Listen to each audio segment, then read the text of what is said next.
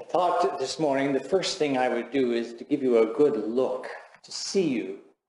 Sometimes what happens when a preacher comes into a pulpit, they are so occupied with what's in their mind that they forget that they're actually talking to living people. They get carried away with the ideas that they have inside of them in the hope of being able to communicate them. I look at you and I know that there isn't a single one of you who gets through your days without some kind of resistance. There is trouble on every hand in our experience of the modern world, which may seem a bit disappointing when we think about how hard we have all worked to make things as good as they can possibly be. We turn on our radios, our TVs, the internet, wherever we may use it, and we know that in every part of the world, humanity is at odds with humanity and at odds with the world in which humanity lives. We are deeply distressed by much that troubles us. The texts in some way come to us as word. They come to us with a message from a far off time, and in that message, the author's hope has always been that we would find some insight and some encouragement. Now, I would like to be very sure to let you know that each one of us approaches both the world in which we live and the texts which we have heard from our own unique point of view. Some of us are indifferent. Some of us are deeply occupied with thinking about perhaps what is my responsibility. But it really is each one of us who must wrestle with these things, come to terms with them, and make a decision about how we will live our daily lives in this world. The hope being that we might make a difference for the good. And this morning I wanted to say a little bit about my point of view, what I bring to my experience of the world and to my reading of the text. And I realized I could not sum up for you my whole history to this point, but I thought I might choose one example which would give you an indication of where I stand as a person who must make decisions and how I go about that. And the point of my life that I have chosen is puberty. Now, puberty, as most of you will know, is that time of life when a child begins to make the transition from dependence to independence. Things change at a biological level, which provoke changes in the spiritual level. The child begins to think in a new way. And for me, that happened at about the age of 11 or 12 or maybe 13. It's a period that takes place over time. Some get through puberty rather quickly, and some take a lot longer. Maybe I should admit that I didn't come out of my puberty till I was probably 37. But this time of my life was problematic because I was a student in a school. And there were expectations of me as a student in that school. And the expectation was that I would conform myself to the curriculum. That is to say, what the administrators of the school, what the teachers of the school, what the supporters of the school had as their plan to educate me, I was supposed to accept and follow. Now, some of you who have had a little bit of history will know that that just didn't happen. I began at that point to ask questions inside of my life that my teachers were not prepared to answer. And these were questions like, if I'm going to die, why should I bother to live? What's the meaning of it all? So you can well guess that when my teacher told me it was very, very important that I learned long division, I thought to myself, to heck, it's important. I need to know why I should bother to live if I'm going to die. So I did not do very well in long division. I did not do very well in science. I did not do very well in grammar. I did not do very well in most things. They didn't give A's for daydreaming. I would have done very well at that. But that experience led to me being out of school before I completed the curriculum I dropped out of school in the early months of grade 10. There was just no point in me going on with it. My teachers knew it, my parents knew it, and I realized it. And that changed things for me, because from that point on, in society's terms, I began to be what would be considered by many to be a failure. And that label, failure, stuck with me as I left the school experience and began an educational journey all of my own. I began to wander about Canada by the time I was 17, 18, 19, hitchhiking.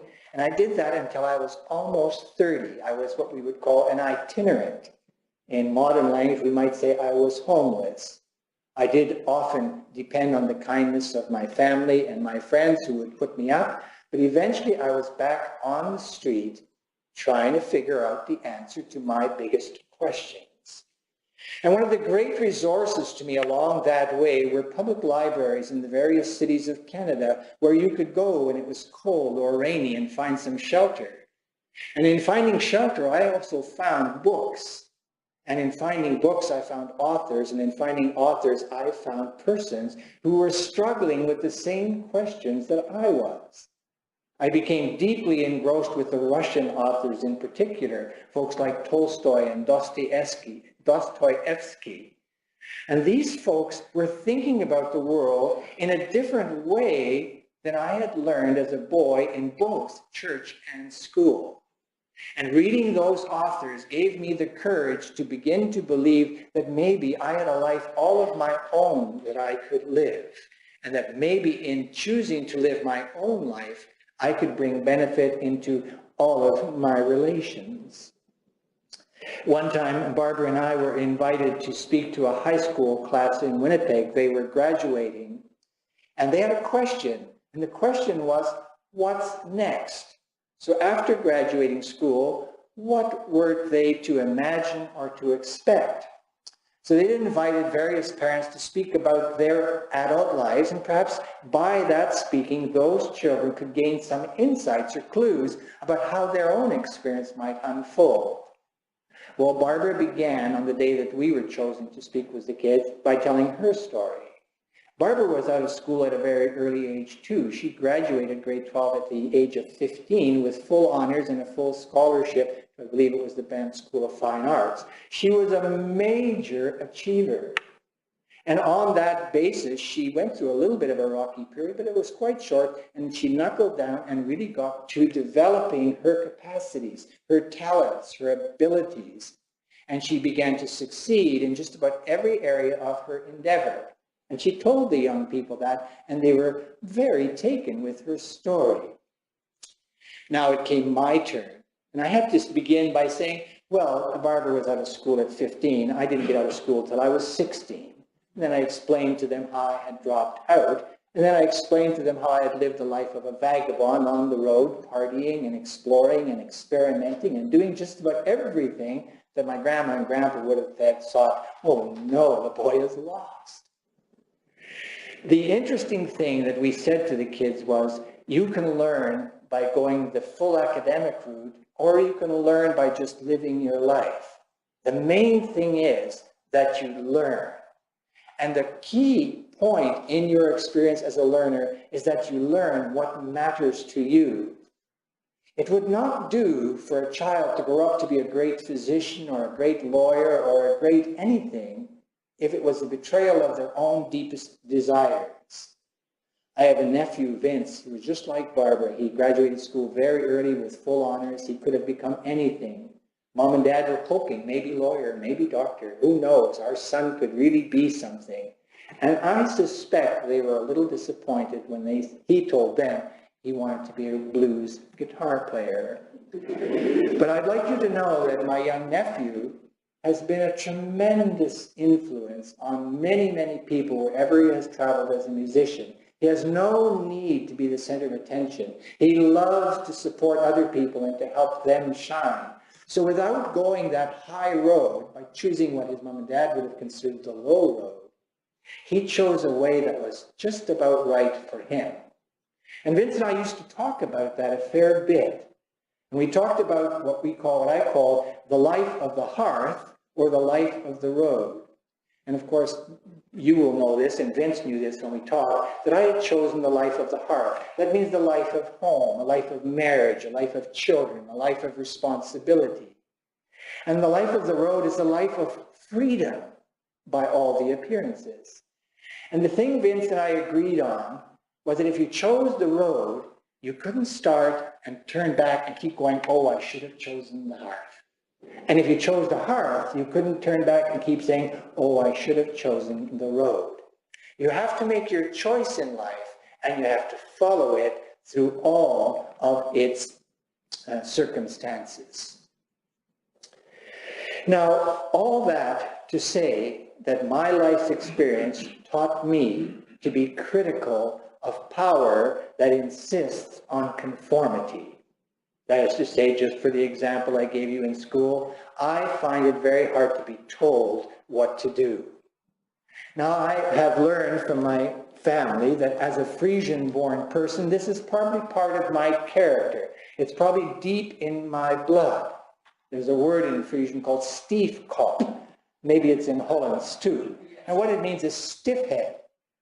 And if you want to know what that really means, just talk to Barbara sometime. But I'd like you to know that she's Scottish, and they don't say stiefkop, but they can be stubborn too. But I've been resistant to power all of my adult life. And in the beginning, it was kind of an impotent resistance, a futile protest. But through my years of watching, listening, reading, studying, and in a particular way, praying with deep longing for God to show me what the meaning of my life was. And fairly late, about 35, just when I met Barbara, it became quite clear to me that God had called me to what we might rightly call, even though it sounds odd in the modern world, to a prophetic vocation. And a prophetic vocation means something like the thumb and the fingers. All the main forces in life go this way, and the thumb opposes them. And in opposing the fingers, the thumb makes the hand useful. If you've ever met somebody who has lost a finger, they will tell you how strange it is that such a little member can make such a big difference. But the prophetic ministry is one that is not called to easily go along with what power is doing in the world. And I have had to learn how to do that. One of my early experiences, I was speaking on Jeremiah, and I just met Barbara, and she's been a great advantage to me because she is intelligent in a way that I am not. And when I would do things, she would often give me a point of view that would help me to improve. And when I did my talk on Jeremiah, who is one of the leading prophets in my experience, I used notes on a paper, and I did a lot of this. And Barbara said, whatever you do, try to work a little bit less with your notes and put that pointing finger in your pocket. People do not need to be accused about how they are failing and how they are not getting it right. It may be true, but an accusation will not help them. So for the next number of years, I began to talk with my hands in my pocket, and I realized I could still point my finger at people. You know, yes, dear. You know, what does that mean? I could still speak words that left people feeling accused, that left people feeling that they were less than adequate. And I believe I've made some progress. I think I can now talk about the things that matter to me without saying, I've got it right and you've got it wrong. The best that I can say is I've struggled to find my way, and I want to encourage you to struggle to find your way. And of course, in this room today, many of you will know exactly what the history of that struggle looks like, because each of you has had to figure out how to be who you are in the best possible way. Now, there's so much that I would like to say about the text, about King Solomon. And the first thing I'd like to say that as a boy in Sunday school in the Dutch church, I was taught, just as this text says, that Solomon was the greatest man that ever lived, the wisest man who there ever was. I now know, based on all the years of my study, that it just isn't so. Solomon, if some of you are familiar with evangelical language, was one of the Bible's biggest backsliders. Who knows what a backslider is? It's when you start on a road and then you turn away and you slip into another pattern, and that pattern is not at all what you intended. Solomon, if I would give him credit, intended to be a good leader, but he ended up being a terrible leader. He was the leader of the people in Israel, and the people of Israel lived an experience which was based on their memory of Exodus. And the Exodus story is a story about social, political, and economic power taking advantage of some people for the benefit of other people. So in that story, you have the Pharaoh at the top of the pyramid, and as you go further and down, there are more and more people, and it's the people at the base of the pyramid who carry all of the weight. And what Solomon does in his lifetime is take the people of Israel who have been set free from their bondage in Egypt. They've been set free by the leadership of Moses. They've been set free by their experience in the wilderness. And Solomon begins to reconstruct the Egyptian way of life. By the time Solomon is finished, the people are suffering. And not all of the people. All those who are loyal to Solomon, the priests in a particular way, the politicians as well, all those folks lived very, very well. They lived off what we might call the fat of the land. But it was the ordinary people, the people closest to the earth, the people closest to lived experience of just making a living. They suffered under Solomon's rule, so much so that they groaned under the weight of the oppression. Because Solomon, as we know, was a great builder. He built a great house for himself. He built a great house for God. He built many great things. But to build those, he taxed the people and he expropriated their labor. And if they did not serve his purposes, he simply cut them out. Now, some of this, that basic pattern of how power works in history in Pharaoh and in Solomon, should be ringing a few bells with you if you've been paying attention to the media. Perhaps you've been hearing about what some young people in particular, but others like myself, are speaking of as the 1%. That is to say, those people in the modern world who every single second are getting richer and richer and richer. And at the very same time, great numbers of people are becoming poorer and poorer. And the richer folks, rather than to exercise their responsibility as good shepherds, as good leaders, as good guides, as good encouragers and supporters, have decided that the most important thing is getting more power and getting more money. And at the age of 64, I would like to say no to that idea. And I would like to say it as clearly as I can.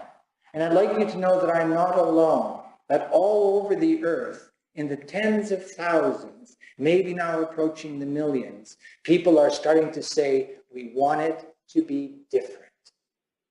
And that's a problem for people like Solomon and Pharaoh and the persons who govern our modern world. They do not want us to imagine that it could be different. But it can be different.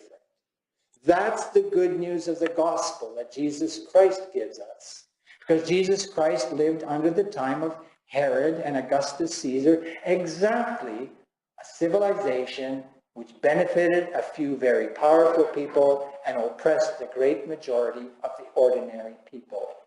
So Jesus invites the people to, first of all, be critical of experience as it is, to question the power, to challenge the power, but not to stop there. And that's the key part. The key part is to recognize that power as it is being exercised is a problem. But there's a solution. We can do things differently. And I'd like to speak just a little bit to Paul's text to the Romans, because Paul is writing to a community of people who have basically taken on what I have been suggesting to you. People began to drop out of the Roman system, and they began to adopt an alternative, which was given to them under the idea of the kingdom of heaven is coming. God's way is coming.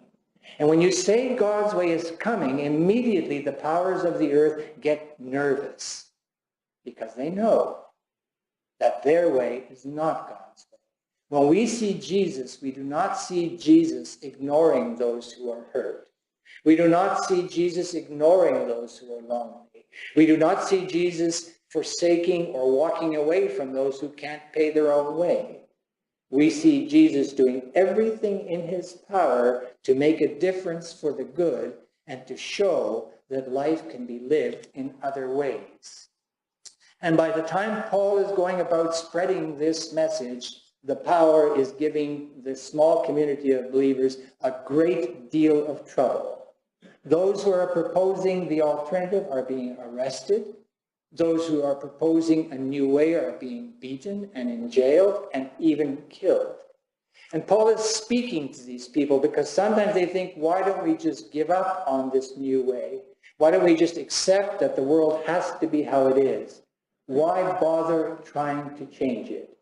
And Paul wants to encourage the folks. Yes, it's hard. It's difficult. It's challenging. It's discouraging. Sometimes you feel like you're going to be defeated. But God is with you in it.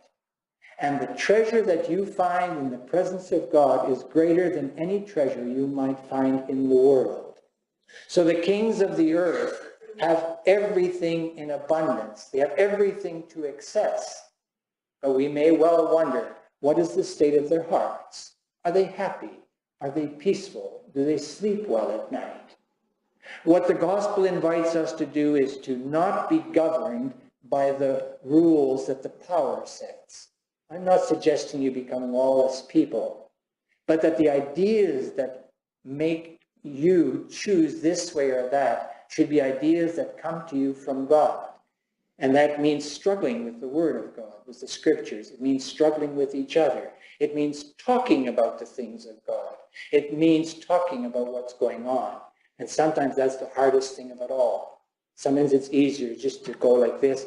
I'm going to quote a rock and roll song. I like Bible text, but I like rock and roll too. Well, there's nothing you and I can do. You and I are only two. What's right and wrong is hard to say. Let's forget about it for today. We'll stick our heads into the sand, just pretend that all is grand, and hope that everything turns out okay. And that song is by a Canadian band called Steppenwolf, and the song is called Ostrich. Maybe as my last word, I'm going to encourage you to not stick your head in the sand in the face of the modern world's great complexity and great troubles. But get out of that hidden place, look around, and ask yourself, what can I do to work towards the possibility that God offers us? And I believe that this is happening all over the earth, and we should be expecting change shortly. Soon and very soon, we are going to see the Lord.